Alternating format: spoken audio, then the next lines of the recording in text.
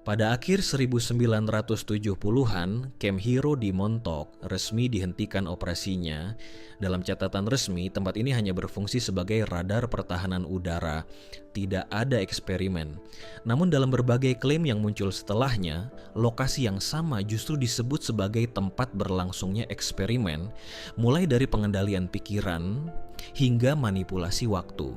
Artinya, satu lokasi yang sama memiliki dua fungsi yang sepenuhnya berbeda, dan tidak ada catatan resmi yang menjelaskan perubahan tersebut. Jadi pertanyaannya, bagaimana sebuah fasilitas yang sudah dinyatakan tidak aktif justru diklaim menjadi pusat eksperimen yang jauh lebih kompleks? Kisah tentang Montauk bukan sesuatu yang bisa langsung dipercaya, tapi juga terlalu konsisten untuk diabaikan. Di satu sisi, tidak ada bukti resmi yang mengonfirmasi eksperimen seperti ini, namun di sisi lain, ceritanya terus muncul dengan pola yang serupa. Jadi dalam video ini, kita tidak akan langsung percaya atau menolak. Kita akan membedahnya menggunakan catatan yang tersedia, kesaksian yang beredar, dan fakta yang bisa diverifikasi. Karena pada akhirnya hanya ada dua kemungkinan. Semua ini hanyalah cerita yang berkembang dari ingatan atau rekayasa, atau ada sesuatu yang memang pernah terjadi di Montauk namun tidak pernah dimaksudkan untuk diketahui publik. Dan taruhannya bukan sekadar benar atau tidak, tapi apakah ada bagian dari sejarah yang sengaja tidak pernah ditulis. Jadi pertanyaannya bukan lagi apakah Montauk nyata, melainkan jika sesuatu memang disembunyikan, seberapa jauh kita sebenarnya tertinggal dari apa yang sudah pernah mereka lakukan.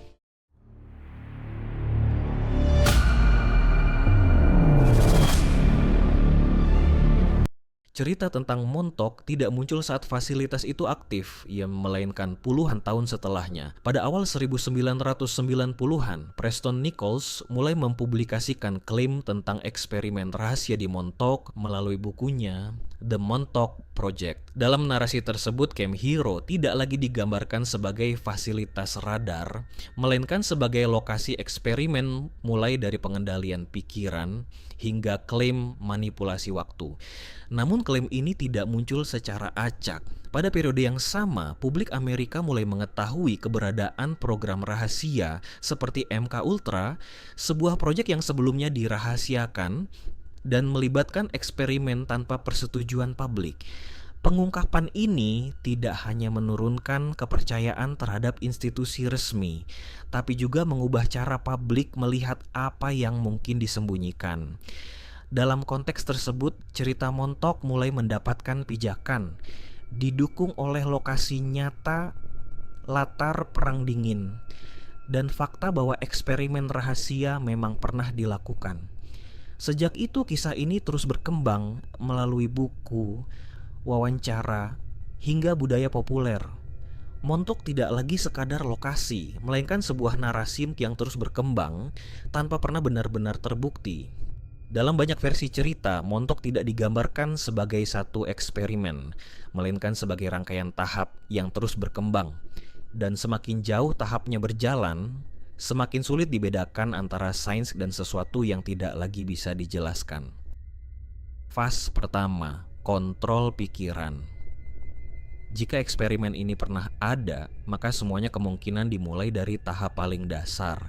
Subjek ditempatkan dalam kondisi terisolasi, rangsangan dikurangi, lingkungan dikontrol, respon diamati. Tujuannya sederhana, melemahkan persepsi, agar pikiran lebih mudah dipengaruhi, namun efeknya tidak stabil, alih-alih terkendali. Subjek justru mulai kehilangan orientasi, respon menjadi tidak konsisten, identitas mulai terfragmentasi, dan di titik ini, eksperimen pertama tidak menghasilkan kontrol, melainkan ketidakpastian. Fase kedua, amplifikasi pikiran. Jika pikiran tidak bisa dikontrol, maka pendekatannya diubah. Bukan mengendalikan, tapi memperkuat. Subjek ditempatkan pada sebuah perangkat yang dalam cerita dikenal sebagai Montauk Chair. Fungsinya bukan mengatur pikiran, melainkan memperbesar outputnya. Apa yang dipikirkan menjadi lebih intens. Dalam beberapa klaim, subjek diminta memvisualisasikan objek tertentu, namun hasilnya tidak pernah konsisten.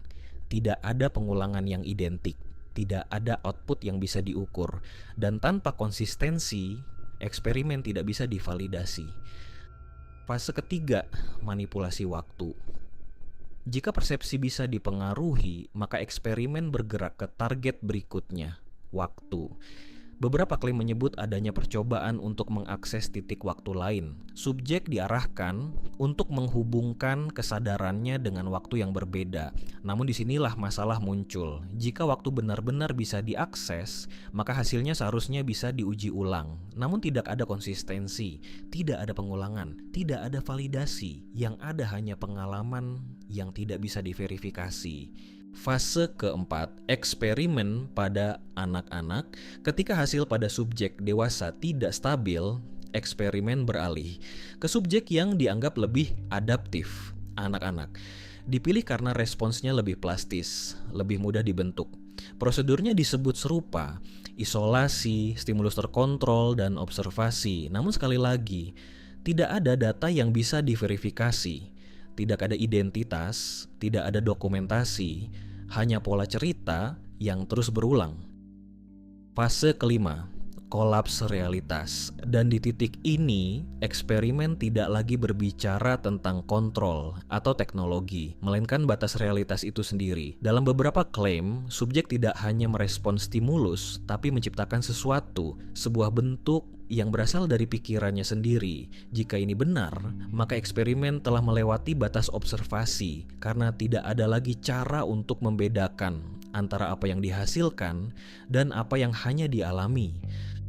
Dan mungkin yang gagal di Montauk bukan eksperimennya, melainkan asumsi bahwa manusia bisa mengendalikan sesuatu yang bahkan belum mereka pahami, atau sesuatu yang sejak awalnya tidak pernah seharusnya mereka sentuh. Jika semua ini hanya cerita, seharusnya berhenti pada satu versi. Namun Montauk tidak bekerja seperti itu. Ceritanya muncul terpisah di waktu berbeda, dari orang yang berbeda, namun dengan pola yang sama. Di satu sisi, tidak ada dokumen resmi. Namun di sisi lain, klaim yang sama terus berulang tentang eksperimen, tentang teknologi, tentang sesuatu yang melampaui penjelasan. Dan disinilah anomali mulai terasa. Di sini juga cerita mulai tidak rapi. Bukan karena ceritanya terlalu liar, tapi karena arahnya terlalu konsisten. Beberapa kesaksian menyebut detail yang sama, sebuah ruang yang tidak pernah tercatat. Bukan namanya, tapi posisinya. Selalu di bawah, bukan bagian dari denah. Tidak pernah muncul dalam catatan resmi, namun terus disebut. Beberapa bahkan menggambarkan akses yang seharusnya tidak ada, namun tidak ada bukti ruang itu pernah ada. Dan ada satu bagian yang tidak pernah dijelaskan secara tuntas. Dan di titik ini, anomali bukan lagi kesalahan. Karena jika ini hanya rekayasa, versinya seharusnya acak. Namun yang muncul justru sebaliknya. Tidak pernah sama, tapi juga tidak pernah benar-benar berbeda. Jadi jika ini hanya cerita, kenapa detail kecil seperti itu terus muncul di tempat yang seharusnya tidak pernah ada? Mungkin kita tidak akan pernah tahu jawabannya, karena sebagian dari cerita ini tidak pernah benar-benar tercatat, dan sebagian lainnya tidak pernah bisa dibuktikan.